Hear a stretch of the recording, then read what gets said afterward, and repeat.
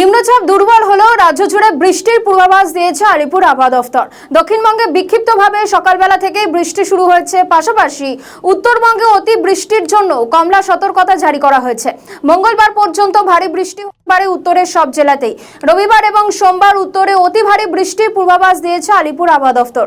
কলকাতায় আপাতত কয়েকদিন ভারী বৃষ্টির সম্ভাবনা নেই, তবে হালকা বৃষ্টির সম্ভাবনা রয়েছে। সোমবার থেকে কলকাতায় বাড়বে বৃষ্টির পরিমাণ। বঙ্গোপসাগরে নিম্নচাপ বাংলা ছেড়ে ছত্তিশগড়ের দিকে সরে গিয়েছে। সরাসরি নিম্নচাপের প্রভাব আর বাংলায় নেই।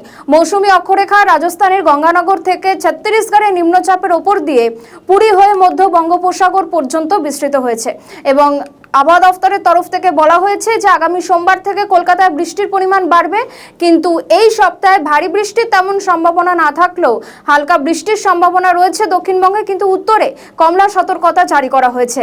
আজ সকালবেলা থেকেই দক্ষিণে শুরু হয়েছে বৃষ্টি। বিভিন্ন জায়গায় ইতিমধ্যে বৃষ্টির কারণে জলও জমে গিয়েছে।